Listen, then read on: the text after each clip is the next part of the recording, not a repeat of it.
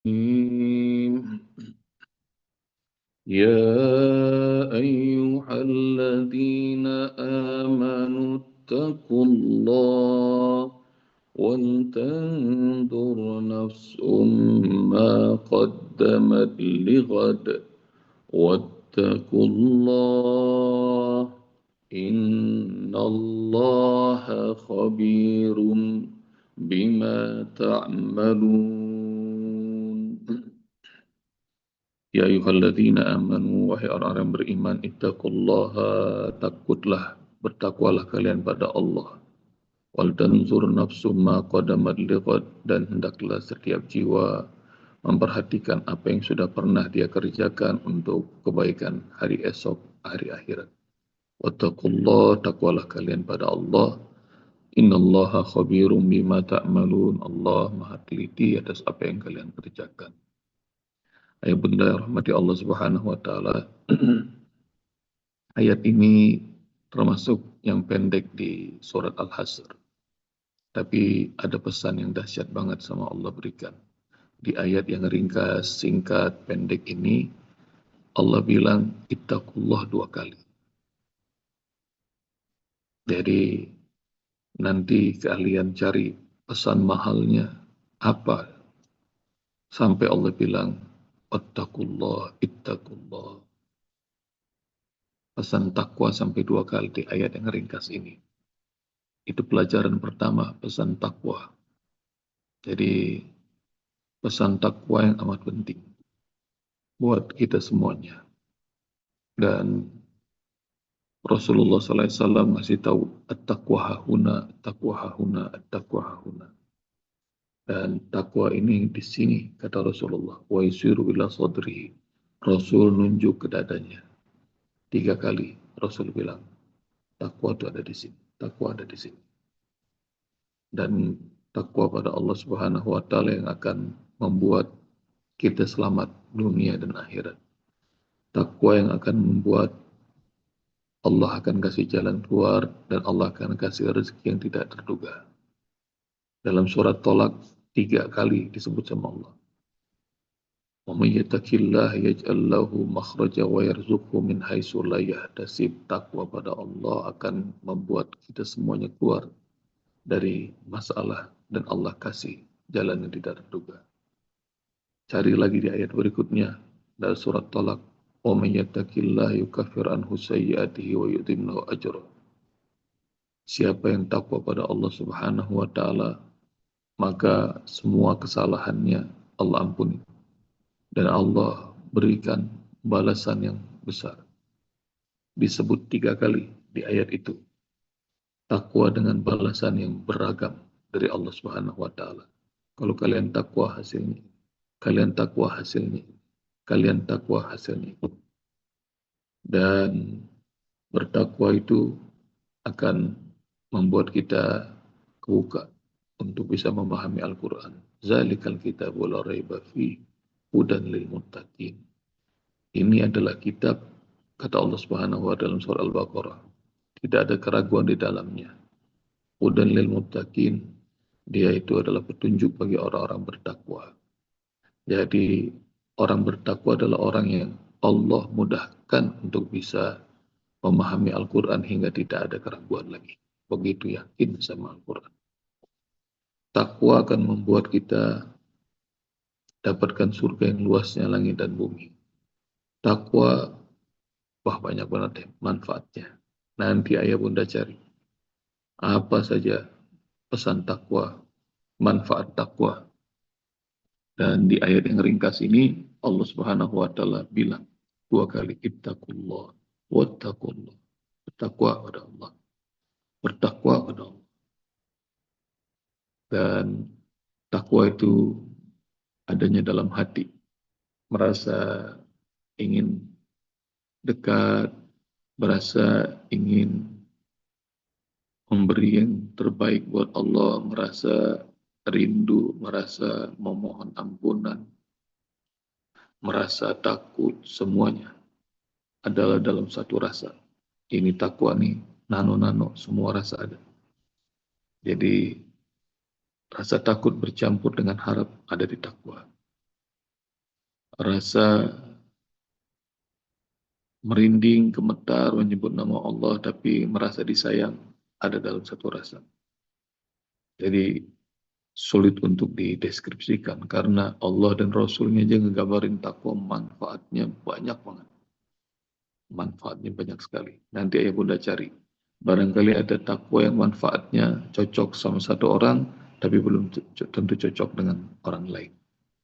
Ada yang bertakwa, rezekinya Allah lapangin, ada. Ada yang bertakwa, dosa-dosanya Allah ampuni, ada. Ada yang bertakwa, pahalanya Allah kasih banyak dengan amalan yang simpel, ada. Jadi masing-masing itu manusia berbeda-beda. Nanti hasil takwanya. Jadi bertakwalah. Termasuk takwa akan membuat selamat dunia dan akhirat. Nah ini ayat ini. Wal tanzur nafsum ma qaddamat lighad. Masa-masa yang lalu banyak kesalahan, banyak kehilafan. Karena bertakwa masa depannya nggak boleh kayak begitu lagi. Jadi perbaikan diri untuk menjadi manusia lebih baik lagi, lebih baik lagi, lebih baik lagi. Itu efek takwa yang lain. Maka pesannya adalah di ayat yang ringkas ini 2 kali Allah bilang ittaqullah wattaqu. Pesan kedua ayah bunda yang dipanggil adalah orang-orang beriman. Ya ayyuhalladzina amanu, wahai orang-orang beriman. Dan kalau dipanggil sama Allah mendingan jawab dengan hati girang. Jangan kabur, jangan takut. Kemarin Bunda Ati dipanggil sama Kak Ipah aja, nggak nyaut, batal, nggak jadi dapat handphone. Itu gara-gara nggak nyaut. Nah, yang dapat malah Bunda Sri Fulina. Jadi begitu nyaut langsung dapat. Nggak nyaut dihitung 1, 2, 3, nggak dapat. Kalau memenuhi panggilan sama dari Kak Ifah sama Bunda Leli aja, beruntung, apalagi panggilan Allah. Maka kalau Allah panggil, saya ya Allah, saya orang beriman gitu. Saya orang bertakwa ya Allah ini. Jangan sok malu-malu.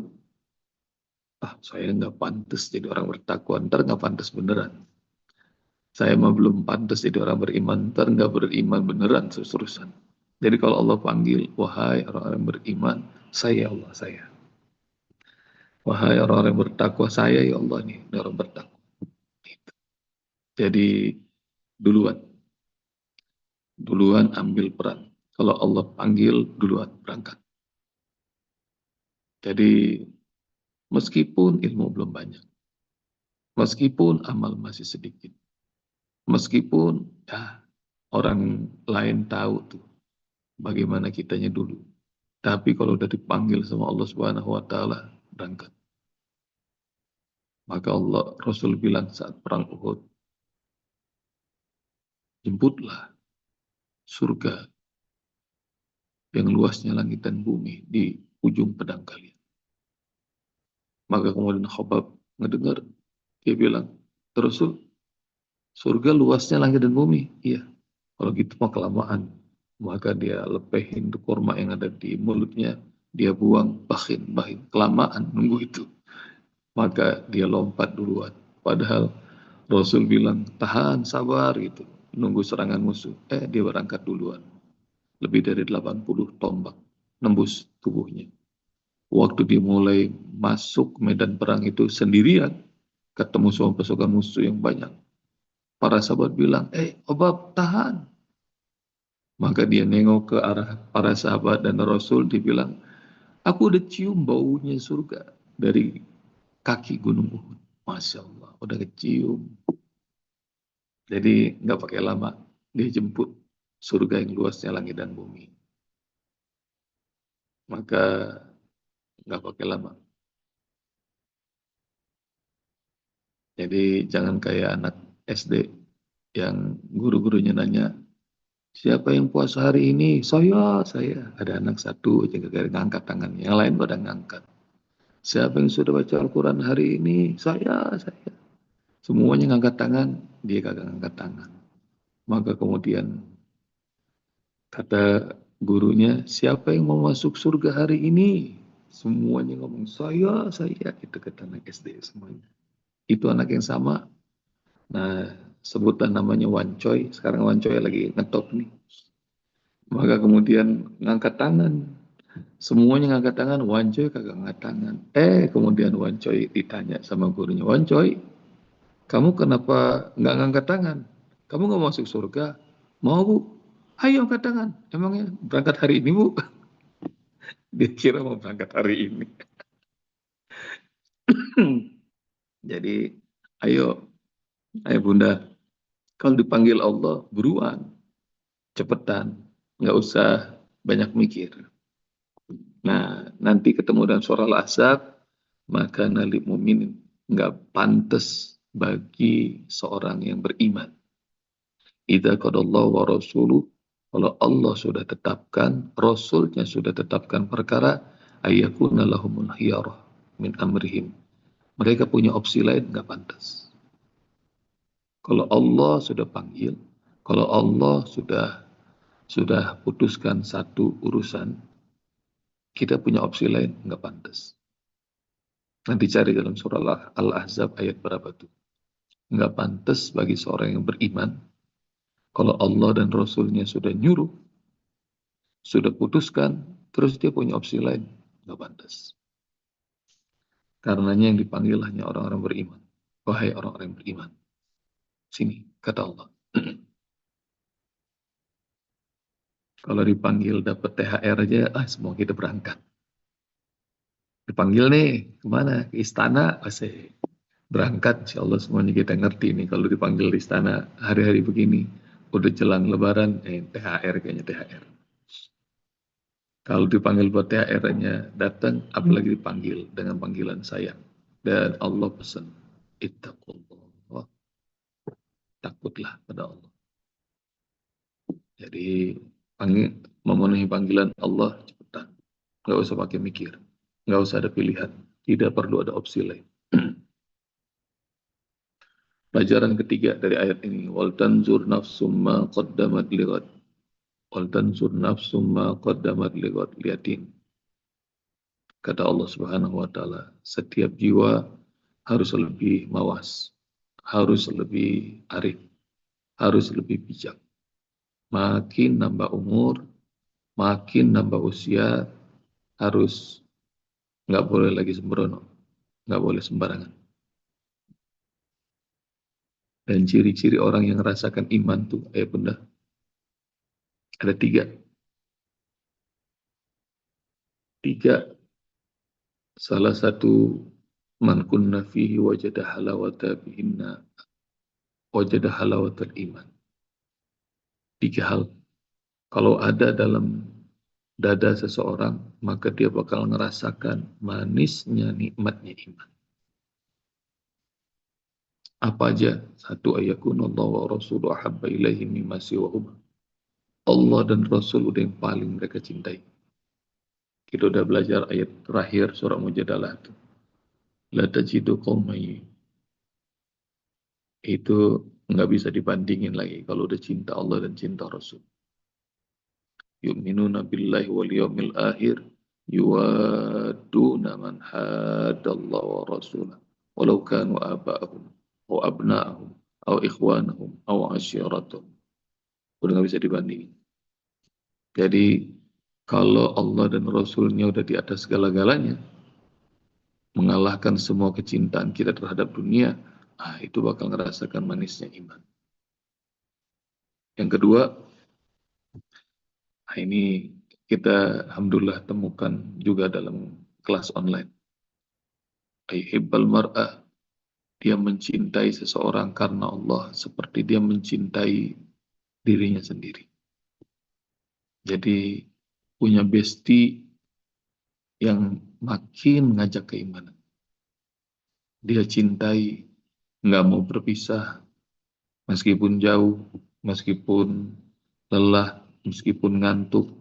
Baru aja nyampe Cirebon, mati lampu, kata Bunda Lucy, ayah andung, masih pengen tuh ketemu lagi, padahal masih ngantuk. Sama, Usbob juga masih ngantuk nih. Jadi, tapi seger ketemu ayah bunda lagi. Jadi, itu yang akan membuat manisnya iman. Terus, yang ketiga, nah ini obrolan kita pagi ini. Wal tanzur nafsu ma qadamat lewat. Kata Rasulullah, tanda manisnya iman, dia bisa merasakan manisnya iman, dia nggak mau balik lagi ke kufuran yang pernah dia lakukan dulu. Seperti dia nggak pernah pengen dicemplungin ke dalam neraka. Nggak mau melakukan kebodohan-kebodohan zaman dulu. Nggak mau lagi. Dulu mah kata teman-temannya, waduh dia mah paling-paling tuh. Tapi enggak, sekarang enggak mau lagi. Nah itu tanda manisnya iman. Manisnya iman. Mau kumpul, mau berangkat ke teman-teman yang kayak dulu aja mikir-mikir. Di sana ntar ngapain ya? Buka puasa di mall, ntar sholat maghribnya susah, sholat isyanya susah, tarawihnya bablas, mikir panjang. Tapi Masya Allah, kalau acara kayak di rumah kayak pas malam, Masya Allah, itu udah baca Quran, udah ada taklim, udah ketemu sama sahabat-sahabat yang makin menguatkan iman, sampai sholat isya, taraweh, Insya Allah. Yang belum sahur bareng nih kita nih, yang belum. Jadi nanti mudah-mudahan pada sahur bareng sambil itikaf nanti kita di masjid. Jadi sambil itikaf ngerasain tuh, mulai dari sahur sampai buka, sampai tidur, sampai qiyamul lail, tadarus terus. Jadi nggak mau kembali lagi ke masa-masa yang dulunya kita. Nggak mau buka aurat lagi, nggak mau ninggalin sholat lagi, nggak mau kumpul untuk maksiat lagi. Dan wal tanzur, coba simak, coba perhatikan, setiap orang perhatikan. Dulunya dia gimana, sekarangnya gimana. Kalau sekarangnya jauh lebih baik daripada kemarin, alhamdulillah. Mudah-mudahan masa depan juga akan lebih baik lagi, lebih baik lagi. Dan proses kebaikan itu, ayah bunda, nggak usah banyak-banyak. Jadi kalau baca bukunya James Clear, The Atomic Habit, maka perbaikan sedikit aja, 1%, tapi progresnya jelas, maka itu akan mengantarkan kita dalam kesempurnaan. Nggak usah banyak-banyak, nggak usah 1 halaman sehari, 1 ayat aja, belajar Al-Quran. Tapi alhamdulillah, makin beres hidup kita, makin benar, makin ada ilmu yang rasanya Allah tambahin lagi, tambahin lagi, tambahin lagi. Makin hari, insya Allah makin baik. Doa buka puasa udah tahu, doa di traktir puasa baru tahu semalam. Jadi udah hafal apa belum tuh ya bunda? Doa di traktir buka puasa. Alhamdulillah semalam nambah lagi. Aftara indakumus shaimun wa akala ta'amakumul abrar wa sallat alaikumul malaikah. Orang-orang yang berpuasa sudah makan, berbuka di rumah kalian, dan makanan kalian sudah dimakan sama orang-orang yang soleh, dan semoga semua malaikat mendoakan kalian. Waduh, nikmat banget tuh.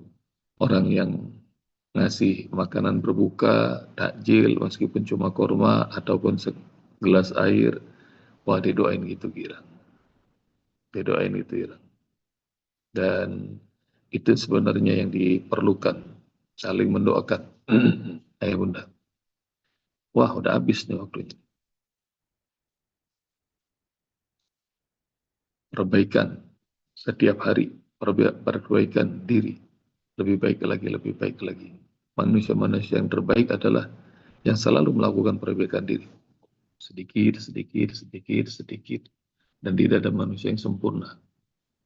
Ngayal bisa sholat malam malaman sekali hatam dalam 2 rakaat ngayal. Kalau nggak nyobain sholat malam 1 rakaatnya 1 halaman. Nanti kalau sudah 1 halaman, 1 rakaatnya rubu, 1/4 juz. Nanti kalau udah bisa naik setengah juz. Kalau udah bisa naik 1 juz, 1 rakaat. Kalau udah bisa naik nanti 2 juz, 3 juz, terus. Dan Rupanya manusia tuh nggak punya limit. Manusia tuh ajaib, dikasih sama Allah, tidak bisa ada batasnya. Kalau makhluk lain dulu, dari dulu rumahnya begitu-gitu aja, manusia mah rumahnya bisa aneh-aneh tuh. Jadi setiap dekade bisa berubah model rumahnya.